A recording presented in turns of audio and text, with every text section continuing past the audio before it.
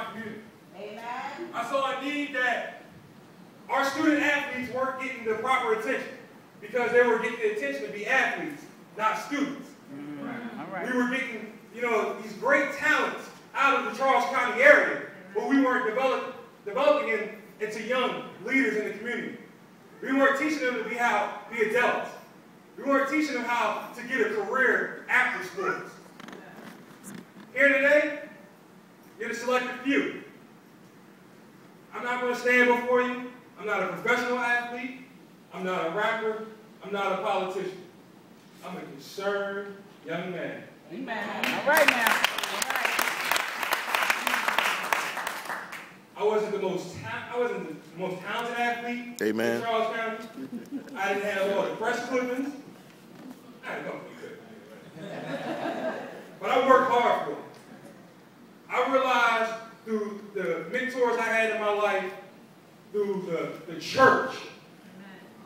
The church. And I was just like y'all. I didn't have cell phones. I just had a couple friends. So we would play around in church. But I'm not trying to hear that right now. Your problems ain't my problems, old man. Pastor, you're not talking to me right now. I'm 5. I'm a teenager. I'm about to be a young adult. I got young adult problems. You don't need to be talking to me about, live the right way. Do this. Do by the book. Keep on being naive and not listening to them. Because this good book called Life is going to hit you slam in the face. That's right. That's right.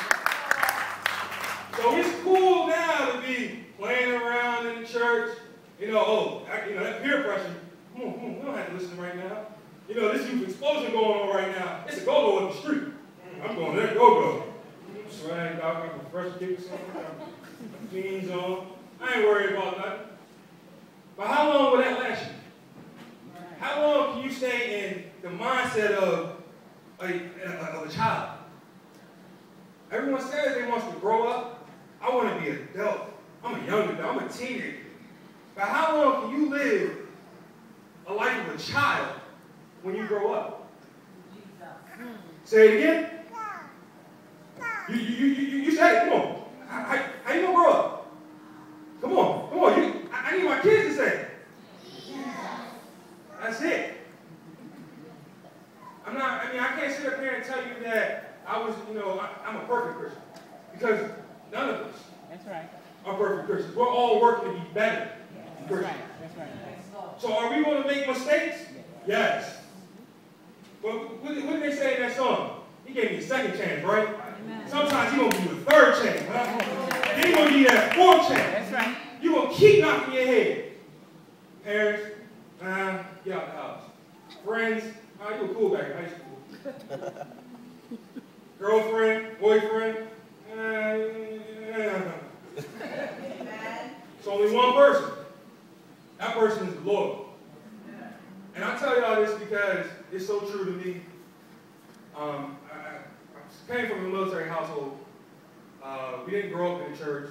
We didn't really get, indoctrinated in the church, in Pleasant Grove Baptist Church, until my grandmother moved with us. And as a military family, you move from state to state. But when we got to Pleasant Grove, and as I developed as a young man, and as I saw more mentors and had the chance to talk with some of my peers and the older statesmen of the church, I realized that I can't do this by myself. Amen. And we can sit in here all day, we can feel good about ourselves, but until you take this serious, until you dare to be different, because you're obviously different right now. Amen. That's right. You have parents that love you. You have a church family that loves you. And they brought you here tonight. This is the Friday before you start school. Yes, Lord. And, as a former athlete, I'm always talking about you got to get your mind right. Prepare the mind and body to follow. Right. So if I have a good mindset coming in, this is, for some of you, it's going to be a senior year. For some of you, y'all going straight into high school. This is your opportunity for a clean slate. Amen. You starting off with the youth explosion. You take this in. You meet some of these other, fellowship with the other members of the congregation here today. Amen. And start living that life on purpose. So three things for the kids, and then I have one thing for the parents. Number one, dare to be different. Don't worry about keeping up with your friends. Don't worry about who got, this, that. Be you. Amen. I hope Novocaine sings I'm Free to Be Me tonight. Yeah. Because that's the song you need. You have to be comfortable with yourself. Because if you know where you're going, can't nobody stop you. Because me, I stand here today as an entrepreneur. But that's only because I want to help y'all. I want to help the youth. I work a full-time job as an auditor. But I'm here to help y'all. So if you dare to be different, you can help somebody else. Amen. Number two, respect. It goes back to being dare to be different. Respect yourself. Because what you do today, what you do tomorrow, you're always, and for my ladies, even when you get married, you're still going to have that last name. So wherever you go, that last name will follow. Amen. You get one last name. So if you don't respect yourself, and if you out there, cutting up, and you wasn't raised to live that life, don't cry nowhere because it's your fault. You've had it time and time again. Just look at it's a tragic situation. Look at Tony Marshall. Top 50 recruit in the class of 2013. He will not be playing college basketball next year. Why?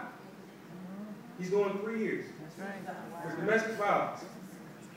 All because he thought he could be a hot hitter. He probably wasn't raised that way.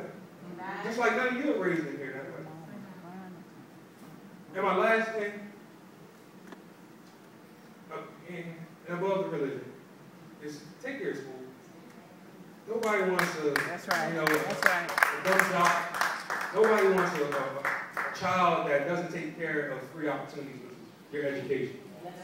Your education is the only place that's going to take you somewhere. If you don't take your education serious now, and as a manager and as a supervisor at my job, I can't take you serious. So I bring that to say, if you dare to be different, if you respect yourself, you don't have to worry about the get-quick schemes. You don't have to worry about the reality fame. You don't have to worry about blowing up on Instagram or Twitter. Because you're going to build yourself from the ground up. At the end of the day, you can be self-made because you have faith in Christ, you have faith in yourself, and you're determined. Now, my parents, it takes you. My friends, it takes you. My mom's here today, my grandmother's here today. My uncle's here today, even though he's not my uncle. But those people raised me. It wasn't just one person. So as we sit in here today, encourage each other. Lift each other up. That's right. It's about 50 kids in here. There's no reason why any of these kids should be below their grade point average. Amen. Not going to class. Amen. Not developing as a young person. And if we love the Lord like we say we love the Lord, all right now. Let's continue to love each other. That's right. That's right. And it may not be your child, reach out to them. We may need a hug that day. Where my man Paul at? Paul, where was you sitting at? Who brought you in here? Thank y'all.